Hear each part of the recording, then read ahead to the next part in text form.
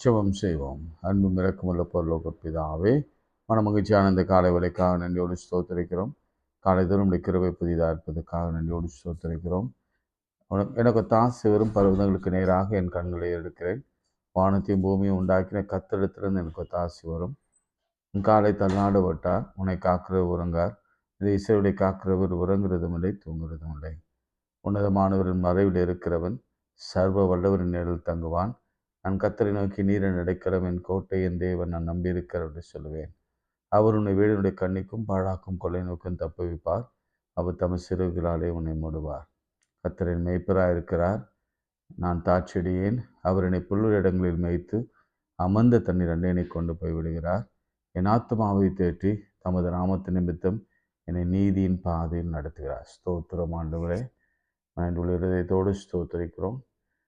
பல விக்கனங்கள், பல பிரச்சனைகள், பல துன்பங்கள், போராட்டங்கள், வறுமைகள், கடன்கள், பிரிவினைகள், அன்பு பேதங்கள், குழப்பங்கள் மத்தியில் நான் வாழ்ந்தாலும் கர்த்தர் எங்களுக்கு அடைக்கலமும் அனுகூலமுமான துணையாக இருக்கிறதுக்காக ஸ்தோத்திரம். அரணாக இருக்கிறதுக்காக ஸ்தோத்திரம். யெகோவா ஈரே ஸ்தோத்திரிக்கிறோம். எல்ஹெலோஹீம் ஸ்தோத்திரிக்கிறோம். யெகோவா ரஃபா, நானே பரிகாரம் என கர்த்தர் என்று சொன்னவரை ஸ்தோத்திரிக்கிறோம். இயேசு கிறிஸ்துவின் நாமத்தினாலே எதை கேட்டாலும் அதை தருவேன் சொன்னவர், குறைவின்றி எங்களை காத்து நடத்துங்க. இயேசுவின் நாமத்தில் பிதாவே, ஆமென். ஆதாரம் நீர்தானையா. காலங்கள் மாற, கவலைகள் தீர காரணம் நீர்தானையா. உலகத்தில் என்னென்ன ஜெயங்கள் கண்டே நான் இந்நாள் வரை. உலகத்தில் என்னென்ன ஜெயங்கள் கண்டே நான் இந்நாள் வரை. ஆனாலும் ஏனோ நிம்மதியில்லை, குழப்பங்கள் நிலைகின்றன. ஆனாலும் ஏனோ நிம்மதியில்லை, குழப்பங்கள் நிலைகின்றன. என் நிலை மாற ஆதாரம் நீதானையா. ஆதாரம் நீதானையா. காலங்கள் மாற, கவலைகள் தீர காரணம் நீதானையா. காலங்கள் மாற, கவலைகள் தீர காரணம் நீதானையா. குடும்பத்தில் குழப்பங்கள் இல்லை, பண கஷ்டம் என்றுமே இல்லை. குடும்பத்தில் குழப்பங்கள் இல்லை, பண கஷ்டம் என்றுமே இல்லை. ஆனாலும் ஏனோ நிம்மதியில்லை, அமைதிதான் கலைகின்றன. ஆனாலும் ஏனோ நிம்மதியில்லை, அமைதிதான் கலைகின்றன. என் நிலை மாற ஆதாரம் நீர்தானையா. ஆதாரம் நீர்தானையா. காலங்கள் மாற, கவலைகள் தீர காரணம் நீர்தானையா. உந்தனின் சாட்சியாய் வாழ உள்ளத்தில் வெகு நாளாய் ஆசை. உந்தனின் சாட்சியாய் வாழ உள்ளத்தில் வெகு நாளாய் ஆசை. உம்மிடம் வந்தேன், உள்ளத்தை தந்தேன், சாட்சியாய் வாழ்ந்திடுவேன். உம்மிடம் வந்தேன், உள்ளத்தை தந்தேன், சாட்சியாய் வாழ்ந்திடுவேன். என் நிலை மாறும் ஆதாரம் நீர்தானையா, ஆதாரம் நீர்தானையா. காலங்கள் மாற, கவலைகள் தீர, காரணம் நீர்தானையா. காலங்கள் மாற, கவலைகள் தீர, காரணம் நீர்தானையா. கைகளை உயர்த்தி நம் ஆண்டவர் நோக்கி பார்ப்போம். ஆண்டவரே, எங்க நிலை மாறணும்பா. எல்லாம் கைகளை உயர்த்தி சொல்லுங்க. இதை என் கைகளை உயர்த்தி காண்பிக்கிறோம். பாருங்க ஆண்டவரே, அதிகாலையிலே பாருங்க. அதிகாலையிலே யாரும் உங்களை டிஸ்டர்ப் பண்ணாத நேரங்களில் உங்களை நோக்கி வந்து பார்க்கிறோம். என் கைகளை நோக்கி பாருங்க. இந்த வெறுமையான கைகள், ஒன்றுக்கு உதவாத கைகள், பிரயோஜனமில்லாத கைகள், யாருக்கும் உதவாத கைகள், மற்றொரு கைகளை கைகளையே பார்த்து ஏங்கிக் கொண்டிருக்கிற கொடுப்பாங்களா என்று ஏங்கிக் கொண்டிருக்கிற கைகள். எனக்கு எப்போது தாசை வரும், எப்பொழுது திருமணம் நடக்கும், எப்பொழுது வேலை கிடைக்கும், எப்பொழுது குணமாகும், மருத்துவர்களை பார்த்து கையேந்துகிற ஒரு நிலைமை. இப்படிப்பட்ட சூழ்நிலையில் பரிகாரியான கர்த்தரை நோக்கி பார்க்கிறோம். எங்களுக்கு உதவி வரும் கண்மலையை நோக்கி பார்க்கிறோம். எங்களுக்கு தாசை வரும் பருவத்தை நோக்கி பார்க்கிறோம். இன்னைக்கு ஒரு மேலான அற்புதம் செய்வீராங்க. அன்றைய திருமணத்திற்காக காத்திருக்கிற பிள்ளைகள் விசேஷமாய் இந்த வருட துவக்கத்திலே ஒரு நல்ல செய்தி, அந்த குடும்பத்தில் ஒரு நல்ல நிகழ்ச்சி நடக்கட்டும். வேலைக்காக காத்திருக்கிறவர்களுக்கான வேலை வாய்ப்புகள் என்று ஆர்டர் வரட்டும். அப்படியே திருமண முறிவில் இருக்கிறவர்கள் இணையட்டும். அன்றொரு குடும்பத்தில் கடன் பாரத்தோடு காணப்படுகிறவர்களுக்கு வழியை திறந்து காண்பியும். இயேசுவின் நாமத்தில் பிதாவே, ஆமேன். பிரியமானவர்களே, நான் நேற்று மத்தேயு 4ஆம் அதிகாரம் 23ஆம் வசனத்தை நான் உங்களுக்காக வாசித்து ஜெபித்தேன். அதில் ஆண்டவர் இயேசு கிறிஸ்து தன்னுடைய ஊழியத்தின் துவக்கத்தில் தானே அவர் கலிலேயா ஊர்களிலே 204 வில்லேஜஸில் ப்ரீச்சிங், டீச்சிங் அண்ட் ஹீலிங் என்று சொல்லி எல்லா சிக்னஸையும், எல்லா வியாதிகளையும், எல்லா அஃப்ளிக்ஷனையும் அவர் குணமாக்கினார். அப்போ சொன்னா கலிலேயாவில் நடந்த அற்புதங்களை நாம் சிலது பார்க்கலாம். தொடர்ச்சியாக ஆவியான நடத்துகிற வகையிலே நாம் சில காரியங்களை நாம் ரேண்டமாக ஆவியானவர் யார் யாருக்கு எதை சொல்ல விரும்புகிறாரோ அதை சொல்லட்டும். அது நீங்கள் நல்லா ஜெபம் பண்ணுங்க. ஏன்னா நம்முடைய ஃபோக்கஸ் எல்லாம் ஆவியானவருடைய நடத்துதலெல்லாம் எப்படி இருக்கணும்னா, மக்களுக்கு வார்த்தை போகணும், ஆவியானவருடைய வார்த்தை போகணும், அந்த நாளுக்கான தேவைக்கான வார்த்தை போகணும். அவர்கள் தேடுதலோடு இருக்கிறாங்க, வாஞ்சியோடு இருக்கிறாங்க, பலவீனத்தோடு இருக்கிறாங்க, சோர்வோடு இருக்கிறாங்க. அந்த நாளிலே அந்த வார்த்தை போக வேண்டும். நம்ம சமீப காலமாக நம்ம நிறைய அறிவுரைகளையும் நம்ம ப்ரீச்சிங்ஸும் டீச்சிங்ஸையும் நாம் கேட்டோம். உண்மையாகவே அதுவும் நல்லது. இன்றைய நாளிலே யோவான் 2ஆம் அதிகாரத்தை நாம் திருப்பிக் கொள்ளலாம். அதில் நம்ம ஏற்கனவே பார்த்தது தான். ஆனால் ஆவியானவர் வேறு கோணங்களில் நம்ம ஒவ்வொரு அற்புதங்களையும் பார்க்க அவர் வைக்கிறார். எனவே அதை நாம் கருத்தில் கொள்வோம். உங்களுக்கு தெரிந்த ஒரு அற்புதம் தான். ஏன்னா அதை எவ்விதமாக இயேசு இந்த முதலாம் அற்புதத்தை கலிலேயாவில் உள்ள கானாவூரில் அந்த 208 வில்லேஜஸில் ஒரு வில்லேஜில் அவர் செய்து தம்முடைய மகிமையை வெளிப்படுத்தினார். அவருடைய சீஷர்கள் அவரிடத்தில் விசுவாசம் வைத்தார்கள். இன்றைக்கு நாம் விசுவாசம் வைக்கத்தக்கதாக ஆவியானவர் இதிலிருந்து ஒரு புதிய காரியத்தை புதிய கோணத்தில் எப்படி நம்மை சிந்திக்க வைக்கிறார் என்று நாம் பார்க்க போகிறோம். வசனங்களை வாசிக்கலாம். பைபிளை வாருங்க.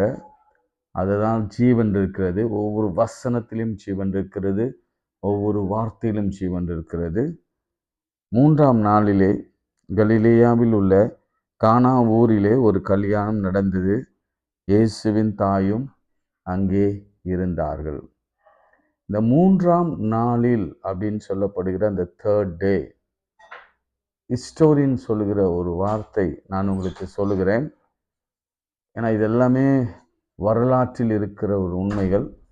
அதை நீங்கள் மனதில் ஆழமாக பதிய வைத்து கொள்ளுங்க. கர்த்தர் எனக்கு வெளிப்படுத்தினதை நான் உங்களுக்கு வெளிப்படுத்த விரும்புகிறேன். அது எந்த காலத்திலையும் மறந்துடாமல் உங்கள் ஆவிக்குரிய வாழ்க்கைக்கு பயன்படுத்துங்க. இன்னொரு விஷயம் சொல்லணும், நீங்கள் இதை நிறைய பேர் ஃபாலோ பண்ணுறீங்க, நிறைய பேர் செபிக்கிறீங்க, நிறைய பேர் ஃபார்வர்ட் பண்ணுறீங்க. ஆனால் உங்களுக்கு ஏதாவது ஐடியாஸ் இதை விட பெட்டராக நம்ம உலகமெங்கும் எடுத்து செல்லலாம், இதை விட பெட்டராக ரிலே பண்ணலாம், அது இதை விட பெட்டராக நம்ம ஒளிப்பதிவு செய்து அனுப்பலாம் என்ற ஐடியாஸ் நீங்கள் கொடுப்பீங்கன்னா வரவேற்கத்தக்கது. நீங்கள் என்னோட கூட பேசலாம். இந்த 3ஆம் நாள் என்பது நல்ல கவனிங்க. 3rd day என்பது அந்த ஆசிரியர் சொல்லுகிறபடியே அது ஆதாமையும் ஏவாளையும் உருவாக்கின 6ஆம் நாள், 6th day. ரொம்ப தெளிவாக அவர் சொல்கிறாரு, 6வது நாள். அதுதான் அந்த 3rd day. 6வது நாள் என்றால் வெள்ளிக்கிழமை. ஸோ வெள்ளிக்கிழமை கர்த்தர் என்ன செய்கிறார்? ஆதாமையும் ஏவாளையும் உருவாக்குகிறார். He created Adam and Eve. அதே போல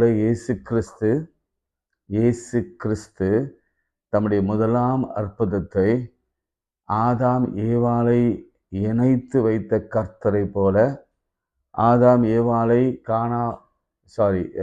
ஏதேன் கார்டனில், ஏதேன் தோட்டத்தில் உடன்படிக்கையா மனைவியாக கொடுத்தது போல, மனிதன் தனிமையாக இருப்பதல்ல நல்லதல்ல என்று கொடுத்தது போல 6th day பிரியமானவர்களே, இன்றைக்கு குடும்பத்தில் இந்த ரிலேஷன்ஷிப்காக நீங்கள் செபித்து கொண்டிருக்கிறீங்க. இனி நான் ஆவியான துணியோடு தான் பேச போகிறேன். தயவு செய்து நல்ல கவனிங்க. கண்களை மூடியோ அல்லது கண்களை பார்த்த கவனிங்க, திறந்து பார்த்த கவனிங்க.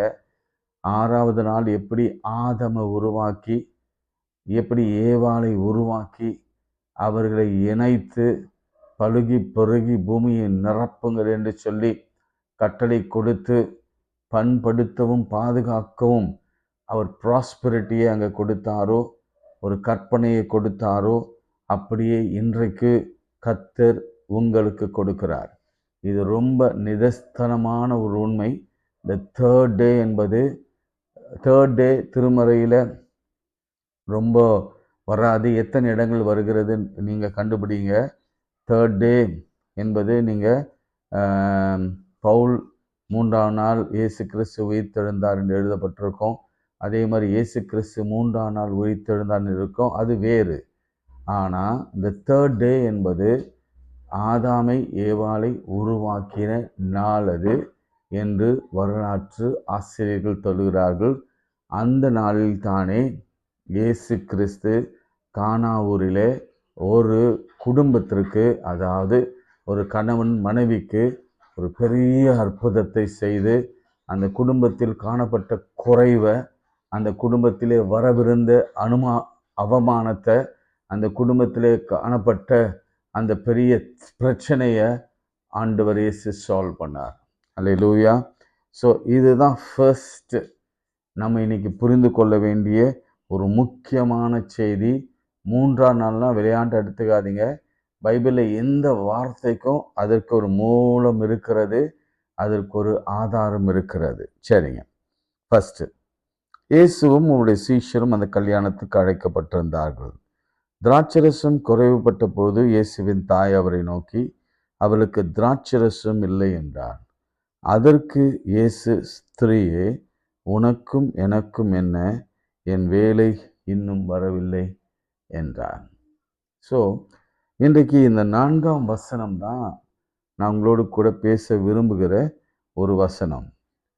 ஸ்திரீயே அப்படின்னு என் ஆண்டவர் ஏன் சொல்ல வேண்டும்?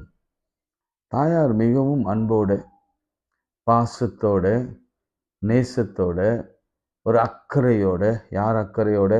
அந்த திருமணத்தில் இருக்கிற அந்த பிள்ளைகளுடைய மேல அக்கறையோடு கூட தன் மகனிடத்துல உரிமையோடு கூட கேட்குறாங்க.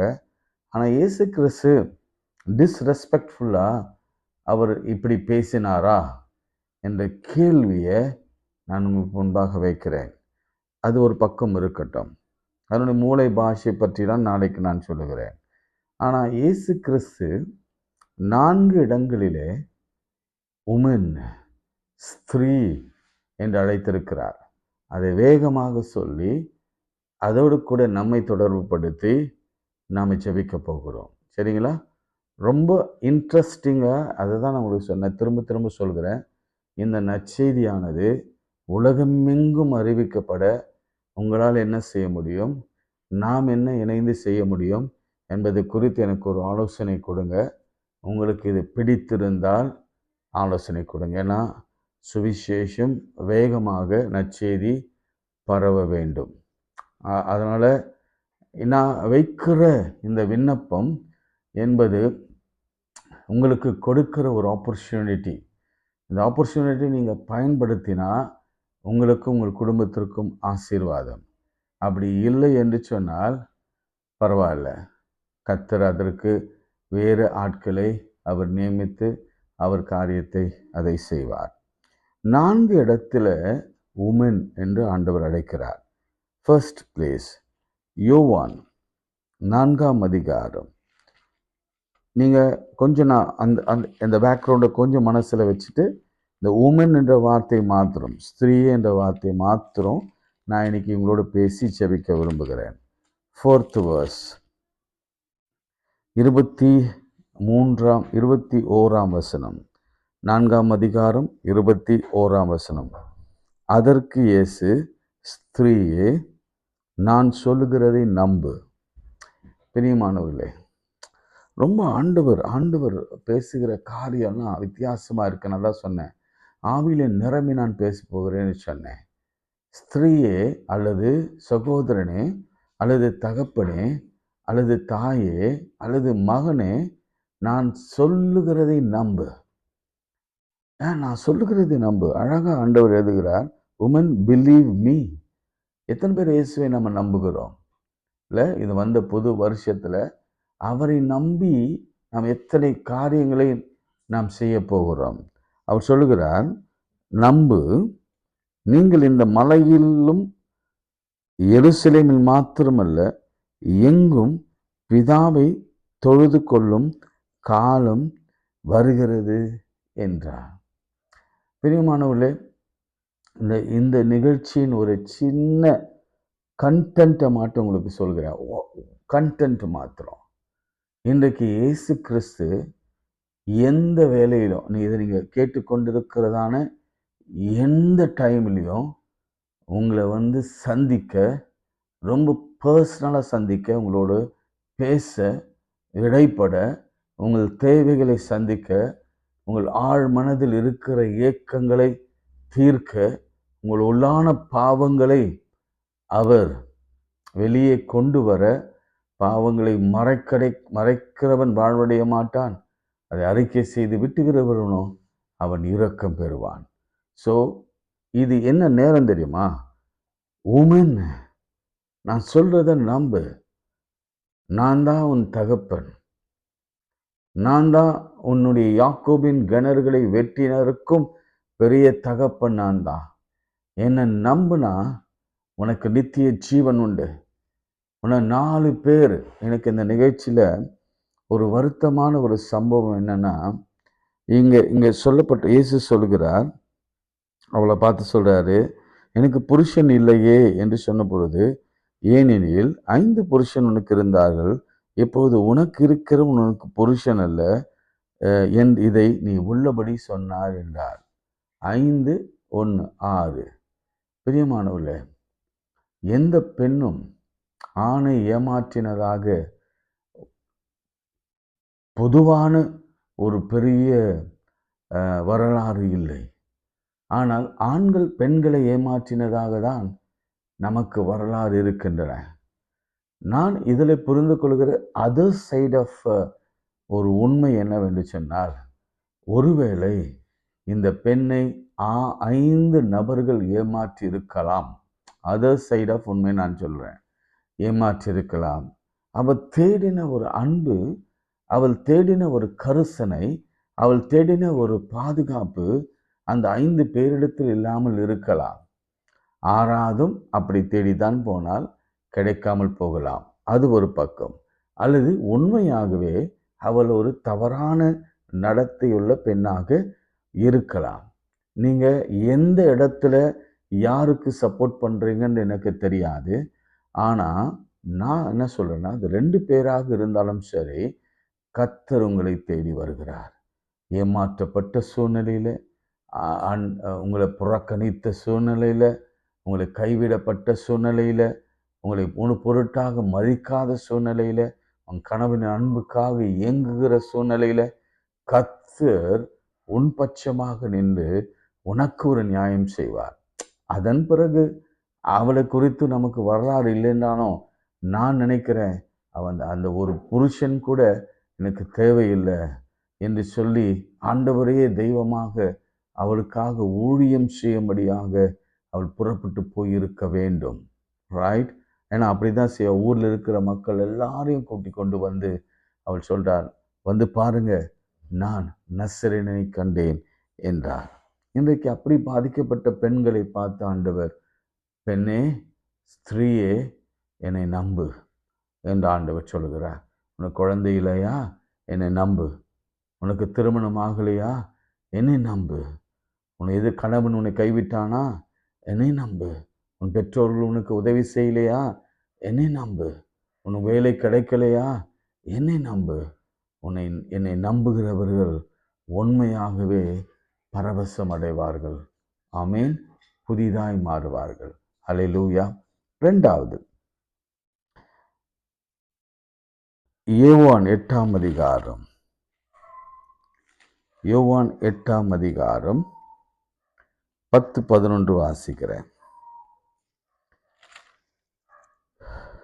இயேசு நிமிர்ந்து அந்த ஸ்திரீ தவிர வேறொருவரை காணாமல், ஸ்திரீயே, கோடிட்டு கொள்ளுங்க, ஸ்திரீயே, உன்மேல் குற்றம் சாட்டினவள் எங்கே?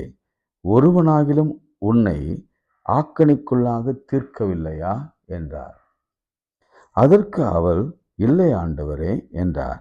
அதற்கு அவளை நோக்கி, நானும் உன்னை ஆக்கணிக்குள்ளாக தீர்க்கிறதில்லை, நீ போ, இனி பாவம் செய்யாதே என்றார். இதில் எனக்கு ரொம்ப பிடித்த ஒரு விஷயம், ஒரே ஒரு விஷயத்தை நான் சொல்கிறேன், கவனிங்க. கையும் களவுமாக பிடிக்கப்பட்ட ஒரு பெண், அவளை குற்றம் சுமத்தி அவளை கல் எறியும்படி கொண்டு வந்து நிறுத்திட்டாங்க. அந்த பெண்ணை தரையிலே விழுந்து கிடக்கிறான்னு வைத்துக்கொள்ளுங்களேன், அல்லது முழங்கால் படியிட்ட நிலையிலே இருக்கிறார் என்று வைத்துக்கொள்ளுங்களேன். அவள் தலை சாஷ்டாங்கமாய் கீழே விழுந்து யாரும் பார்க்க கூடாதபடிக்கு கண்ணீரோடு கூட அழுது கொண்டிருக்கிறார் என்று வைத்துக்கொள்ள. அவருடைய போஸ்டர், அவர் எப்படி இருந்திருப்பார் என்று யோசிங்க. அப்படி இருக்கிற சமயத்துல இயேசுவும் அதே நிலைக்கு தன்னை மாற்றினார். கவனிங்க, 6ஆம் வசனத்துல அவர்கள் அப்படி சொன்னார்கள். இயேசுவோ குனிந்து, மை டியர் ஆண்டவருக்குள் பிரியமானவர்களே, கர்த்தருக்கு பிரியமானவர்களே, நம்ம வாழ்க்கையில குனிந்து இருக்கும் பொழுது, நம் வாழ்க்கையில எழும்ப முடியாத சூழ்நிலையில, நம் வாழ்க்கையில எல்லாம் குற்றம் சாற்றும் நிலையில, எல்லாரும் கல்லெறிந்து இவன் செய்ததுதான் தவறு, ஏதோ ஒரு தவறுனாலே நம்முடைய குடும்பம் சின்ன பண்ணமாய் போயிட்டது, சொந்த கணவனும் மனைவியும் கூட, அல்லது மனைவி கணவன் தனித்தனியா, உன்னாலதான் இப்படி நடந்தது.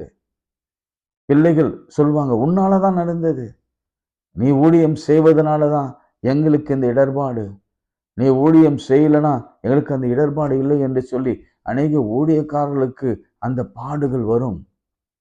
இன்னைக்கு கூட எத்தனை பெற்றோர்களுக்கு, எத்தனை எத்தனை குடும்பங்களிலே அண்ணனுங்களுக்கு, அக்காக்களுக்கு, தங்கச்சிகளுக்கு உன்னாலதான் இது ஒரு விபச்சாரம், இது கையங்களமா பிடிக்கப்பட்டது என்பதெல்லாம் வேற கான்டெக்ஸ்ட். ஆனா ஒரு நிலைமை என்னன்னா, எல்லாரும் சுற்றி நிற்கிறாங்க, சில்ட்ரன்ஸ் உட்பட, சிறியவர்கள் உட்பட. அவன் மூளையிலே தரையிலே குனிந்து அழுது புரண்டு தரையில படுத்து கிடக்கிற. அவ எழும்புவார் இல்லை.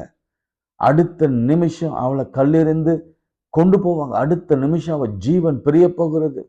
இரத்த வெள்ளத்துல மடிய போகிறாள். அவருடைய ரத்தம் எல்லாம் பூமியிலே சிந்தப்பட போகிறது. இயேசு கிறிஸ்து பாருங்க, அவள் நிலைக்கு இறங்கினார். அவர் பாருங்க, இயேசுவோ குனிந்தார். நம்ம ஆண்டவர் ரொம்ப அன்புள்ளவருங்க. நம்ம நிலைக்கு அவர் வருவார். நாம குனிந்து, ஐயோ நம்மளால நிமிர முடியல, அவ்வளவு பாரம், வருத்தப்பட்டு பாரம் சுமக்கிறோம். அவருக்கு அந்த பாரம் தெரியும். நம்ம குனிந்து இருந்தா அவர் நம்மோடு கூட குனிந்து நம்மோடு பேசுவார். நாம் தரையில படுத்திருந்து எழுந்திருக்க முடியாம இருந்தோம்னா நம்மோடு கூட தரையிலே படுத்திருந்து அல்லது முழங்கால் இருந்து நம்மோடு கூட பேசுவார். அவருடைய வல்லமை, அவருடைய அன்பு, அவருடைய பிரசன்னம், அவருடைய மகிமை நம்மாலே புரிந்து கொள்ள முடியாத ஒன்றாக இருக்கிறது. அப்படிப்பட்ட சூழ்நிலையில அவர் குனிந்தார். அதன் பிறகு நாம பார்க்கிறோம், இயேசு நிமிர்ந்தார். அல்லேலூயா. அவர் நிமிர்ந்தார். அவர் நிமிர்ந்த உடனே அவர் செய்த காரியம், குனிந்திருந்த பெண்ணுடைய தலையை நிவர பண்ணினார். அம்மா எழுந்துரு, உன்னை அடிக்க வந்தவங்க, உன்னை கொல்ல வந்தவங்க, உன்னை வீழ்த்த வந்தவங்க, உன் மேல ஏளனமாய் பேசினவங்க, உன் மேல சாணியை கரைத்து ஊற்றினவங்க, உன்னை தூற்றினவங்க, உன் மேல அபாண்டமாய் படி சுமித்தினவங்க, உன்னை மலடி என்று சொன்னவங்க, உனக்கு திருமணம் ஆகல என்று சொன்னவங்க, கடங்காரி என்று சொன்னவங்க, உன் வாழ்க்கையில நீ நிம்மதியாக இருக்க மாட்டான் என்று சபித்தவங்க, நீண்ட நாள் நம் பிரச்சனைகள் சால்வாக இருந்த நிலையில அவர் குனிந்தார். குனிவரோடு குனிந்தார், குனிந்திருக்கிறவரோடு குனிந்தார், நிமிரவும் செய்தார். இன்னைக்கு நான் உங்களுக்கு சொல்றேன், கர்த்தர் நம்மை தலை நிமிர பண்ணுவார். அல்லேலூயா. இன்னைக்கு கர்த்தர் நம்மை தலை நிமிர பண்ணுவார். அவர் நிமிர்ந்தால் நாமும் நிமிருவோம். அவர் நாம் குனிந்திருக்கிற சமயத்துல அவரும் நமக்காக குனிந்து, நமக்காக, நம்முடைய தேவைக்காக அவர் பரிந்து பேசுவார், நமக்காக வழக்காடுவார், நமக்காக யுத்தம் செய்வார். நாம குனிய வேண்டிய அவசியம் இருக்காதபடிக்கு அவர் வாயிலிருந்து வார்த்தை புறப்பட்டு வரும். அந்த வார்த்தைக்கு ஒருவனும் எதிர்த்து பேச முடியாது. அப்படிப்பட்ட கிருபையின் வார்த்தைகள் அவரிடத்தில் இருக்கிறது. இது கலிலேயாவில் நடக்கிறது, ஆரம்பத்திலே நடக்கிறது. கர்த்தாவே, இப்படி ஒரு காரியத்தை எங்களுக்கு நீங்க செய்யுங்க ஆண்டவரே, இப்படி செய்யுங்க கர்த்தாவே. அடுத்தது ஒரு வசனம் 19, யோவான் 19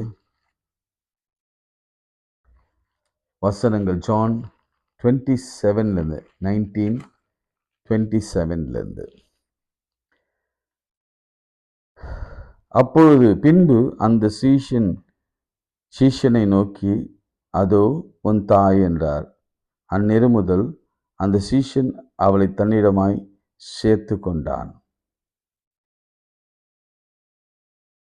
அருகே நின்ற அன்பாயிருந்த சீஷன் நோக்கி, அதோ உன் தாய் என்றார். நோக்கி அதே மாதிரி தம்முடைய தாயை நோக்கி 26ஆம் வசனம், ஸ்திரீயே அதோ உன் மகன் என்றார். பெரியமானவர்களே, இன்னைக்கு இந்த கான்டெக்ஸ்ட் பாருங்க, ஸ்திரீயே அதோ உன் மகன். இன்னைக்கு யாரும் இல்லை எனக்கு, எனக்கு எனக்கு பெத்த பிள்ளைங்க கூட என்னை பார்த்துக்க மாட்டாங்க. என்னை பெத்த பிள்ளைங்க என்னை புரிந்து கொள்ளல. என் வாழ்க்கையில என் கணவன் என்னை புரிந்து கொள்ளல. எனக்கு யாரும் இல்லை. நான் கைவிடப்பட்ட நிலையில, பிசாசினால பாதிக்கப்பட்டு தனிமையில தவிக்கப்பட்டிருக்கிறேன். என் ஆபீஸ்ல புரிந்து கொள்ள ஒருவரும் இல்லை. எனக்கு உதவி செய்ய நண்பர்களோ இல்லை, உறவின் மக்களோ இல்லை, யாரும் இல்லை என்ற ஒரு நிலையில நீங்க இருப்பீங்கன்னா, ஆண்டவர் உங்களை பார்த்த ஸ்திரீயே அல்லது சகோதரனே அல்லது தாயே அல்லது தகப்பனே, இதோ உனக்கு ஒரு ஆதரவு, இதோ உனக்கு ஒரு பாதுகாப்பு, இதோ உனக்கு ஒரு எதிர்காலம், இதோ உன் வயிற்று பிழப்புக்காக நான் ஒரு காரியத்தை செய்ய போகிறேன். உன் வாழ்க்கையில நீ தலை நிமிர்ந்து நிற்கும்படியாய் உன்னை நான் தனிமையாய் நிற்க வைக்கவில்லை. உன்னை நான் ஒரு குடும்பமாக இணைக்க விரும்புகிறேன். உன்னை நான் உனக்கு ஒரு குடும்பத்தை கொடுக்கிறேன். நீ நான் இல்லாத இடங்களில, கர்த்தர் இயேசு இல்லாத நேரங்களில அவன் உன்னை பார்ப்பான். என்ன ஒரு ஆச்சரியம் பாருங்க. கண்ணீரோடு இருந்த அந்த தாய்க்கு கர்த்தர் சொன்னார், ஸ்திரீயே, இன்னைக்கு எத்தனை பேர் தாய் தகப்பன் கண்ணீரோடு இருக்கிறீங்க? கண்ணீரோடு வேதனையோடு கண்களிலே குளமாய், ஐயோ நாம என்ன வாழ்ந்து என்ன பிரயோஜனம்? இந்த பிள்ளைகளுக்காக நான் என்ன கஷ்டப்பட்டு என்ன பிரயோஜனம்? என்னை புரிந்து கொள்ளவில்லையே. இந்த பிள்ளைகளுக்காக நான் ஓடாய் போய் தேய்ந்து போய் இந்த பிள்ளைகளுக்காக கடன் வாங்கி அழித்தது போதும். ஆனால் இந்த பிள்ளைகள் என்ன புரிந்து கொள்ளவில்லையே என்று வேதனையோடு இருக்கிற ஒவ்வொரு தாய் தகப்பனுக்காக ஆண்டவர் பேசுகிறார். அந்த சிலுவையில கடைசி நிமிடத்துல கூட கர்த்தர் பேசுகிறார். மகனே கவலைப்படாத, தாயே கவலைப்படாத. இனி இனி நான் இந்த உலகத்துல சரீர பிரகாரமாக இல்லைனாலும் ஆவியில நான் இருப்பேன். அது மாத்திரமல்ல, நான் இல்லாத குறைய நான் இருந்தா உனக்கு என்னென்ன செய்வனோ அதை எல்லாம் யோவான் செய்வான். அதை அவன் செய்வதற்காக அவனை நான் வைத்திருக்கிறேன். இனி வருகிற காலங்கள் எல்லாம் சந்தோஷமான காலங்களாக இருக்கும்.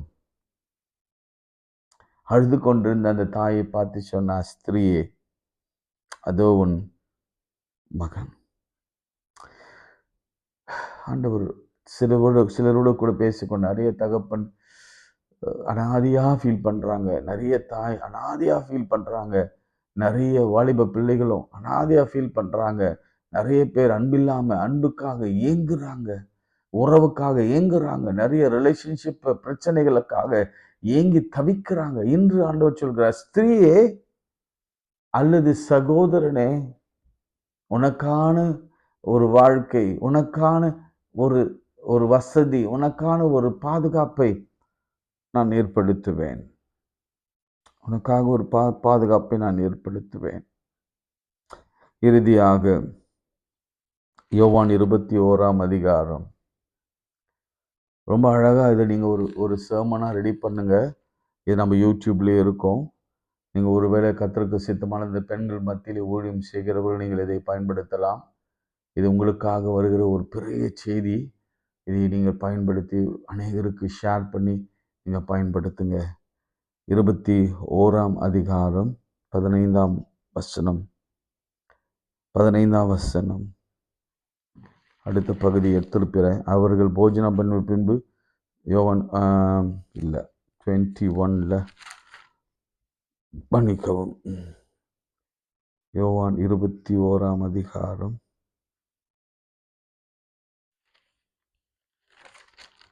20ஆம் அதிகாரம் இருக்குமோ?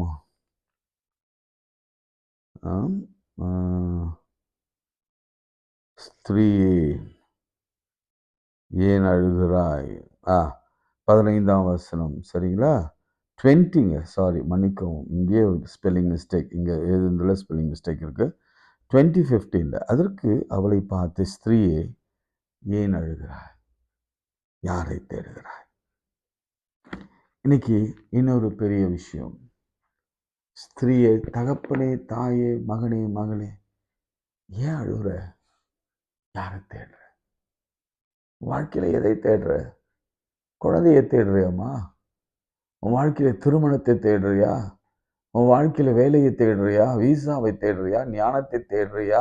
செல்வத்தை தேடுறியா? உன் வாழ்க்கையில கடன்ல இருந்து விடுதலை தேடுறியா? சகோதரனே, சகோதரியே, இந்த ஸ்திரீயே, யாரை நீ தேடுகிறாய்? இயேசுவை தேடி வந்திருக்கிறாங்க. இயேசுவை தேடினவங்க ஒருபோதும் வெறுமையா திரும்பி போனதாக சரித்திரம் இல்லை. சரித்திரம் இல்லை. அதன் பிறகு எனக்கு நேரம் இல்லாதனால தான் தொடர்ந்து அவள் எவ்வளவு மகிழ்ச்சியோடு கூட போய் சீடர்களுக்கு சொன்னாள் என்பதை குறித்து வேதவசனம் நமக்கு சொல்லுகிறது. மகிழ்ச்சி, மகிழ்ச்சி. யாரை தேடுறீங்கம்மா? உன் பிள்ளைய தேடுறியாம்மா? பாவத்துல போன உன் பிள்ளைய தேடுறியா? திருமணமாகாத உன் குழந்தைக்காக வரனை தேடுறியா? அல்லது குழந்தை பாக்கியத்தை தேடுறியா? சுகத்தை தேடுறியா? மருத்துவமனையில போய் போய் எத்தனையோ மருந்துகளை, மருத்துவமனைகளை தேடி தேடி, மருத்துவர்களை தேடி தேடி அலைந்து திரிந்திருக்கிறாயா? ஏன் அழுகிறாய்? யாரை தேடுகிறாய்? ஜெபம் செய்வோம். அன்புள்ள ஆண்டவரே, நீர் கொடுத்த சத்தியத்திற்காக ஸ்தோத்திரம்.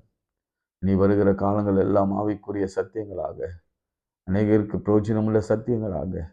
ஆண்டவரே, இன்னும் சொல்ல போனா என்னுடைய பர்சனல் விருப்பம் என்னன்னா, உலகமெங்கும் இந்த சுவிசேஷம் அறிவிக்கப்பட வேண்டும், கொண்டு போகப்பட வேண்டும். அதற்கு நம்முடைய பிள்ளைகளை எழுப்புங்க, எழுப்புங்க, எழுப்புங்க.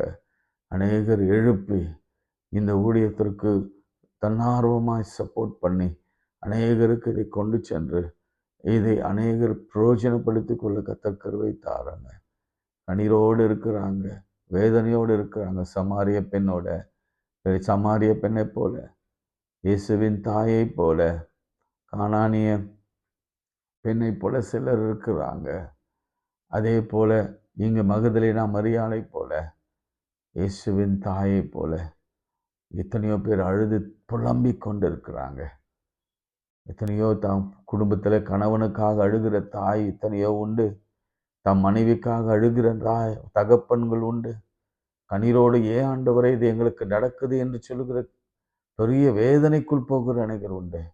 இந்த நாளிலே கர்த்தர் ஒரு அற்புதத்தை செய்வீராக. இந்த வசனங்கள் வழியாகவே அற்புதங்கள் செய்யும்.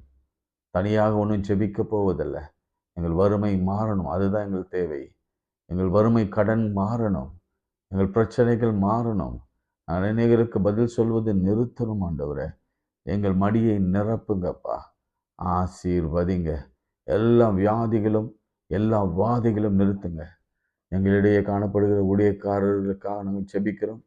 ஊழியக்காரன் சுகங்களை விரும்புகிற கர்த்தர், அவர்களுக்கு சுகத்தை கொடுங்க.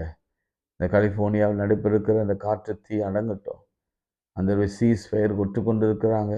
இந்த இஸ்ரேலில் இந்த சீஸ்ஃபயர் வரும், அது அமலுக்கு வரட்டும் சுவாமி. இந்த தேசத்திலே சமாதானம் வரட்டும்.